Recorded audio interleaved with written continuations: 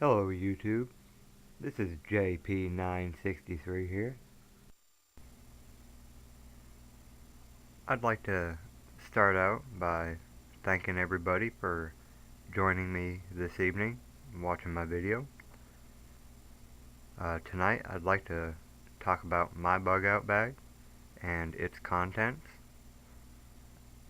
No, it's not complete. I'm sure you could always find little odds and ends that would go great with your bug out bag. I've heard a lot of people refer to these as bug out bags or just your plain hiking backpack or emergency pack or disaster preparedness pack.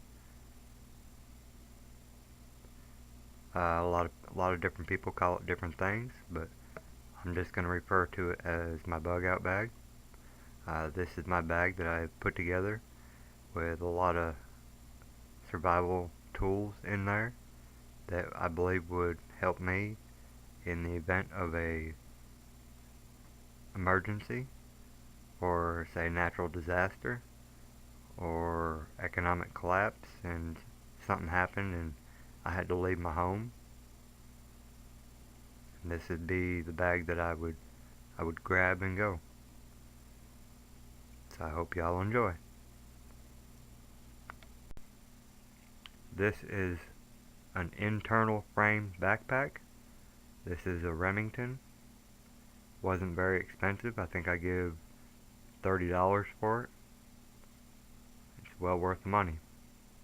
It is hydration pack compatible. I do have a hydration pack. It's a Camelback.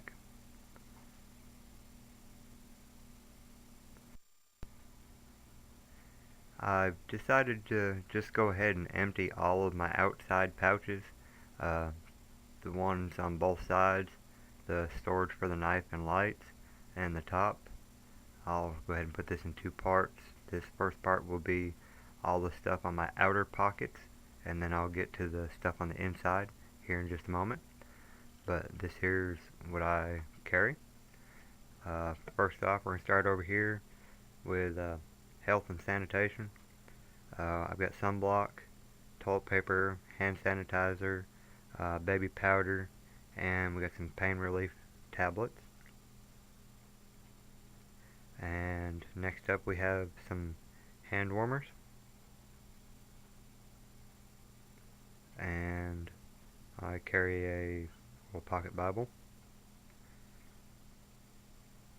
And this is a Energizer Weather Ready hand crank light and radio combo. This thing is hand crank for power, so you never have to worry about replacing batteries or going dead on you. And of course the number one tool to have, everybody needs a good survival knife. And I have a compass. And just for a morale booster, because you never know how bad things are going to get, and you may have kids, and it's just a little something in there maybe to help ease your mind a little bit as far as to what's going on around you. Just a thought. This here is an emergency space blanket. I don't know if you can see how shiny that is. I recommend having these in every backpack. From what I've been told, if you're wrapped up in these, they can't see you with the infrared. I could be wrong, but that's what I've heard. I also have a couple different assortments of ponchos, and I carry lamp wicks,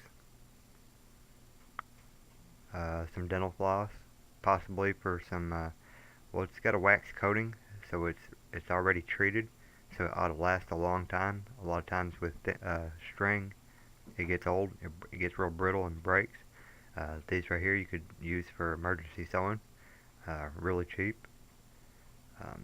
I recommend having a pair of these needle nose vice grips in case you're cooking in cans or whatnot and you need to get something off the fire. You won't burn yourself, and it's useful for so many things. Uh, I carry some different types of string and a little bit of rope, odds and ends rope. Uh, I carry flashlights. I recommend the LED lights.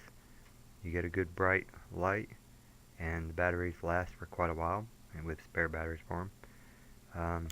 This here is my emergency fishing kit.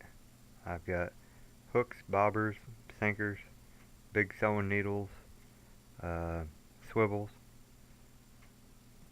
In a survival type situation, I believe the best approach to fishing would be to like run a limb line,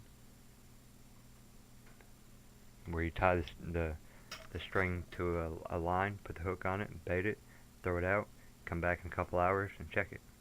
I would recommend marking an area along a riverside, say about maybe 100-foot stretch, and take every 20 feet and run a limb line.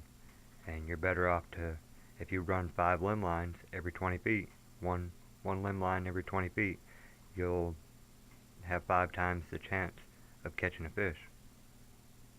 And if it's dependent on your survival, I mean, you want to have the odds in your favor as best as you can. So, just something to consider. And I carry utensils. I would recommend having spoons and forks that have a really long handle, because a lot of times some cans are deep. If you have to eat out of a can, you want to be able to get all the stuff all the way down to the bottom. And I've got safety pins, cloths for cleaning guns, alcohol prep pads, water purification tablets, candles. I got a thermometer in there. I've got more oil lamp wicks. I've got some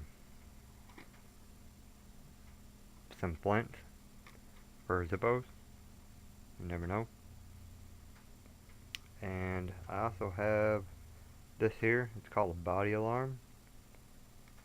I don't know if anybody's ever seen these before, but there's a pin right here. When this pin is pulled out, the alarm goes off. This right here would be an ideal early detection system. You can take and run a tripwire across the path, or while you're at nighttime, or even during daytime.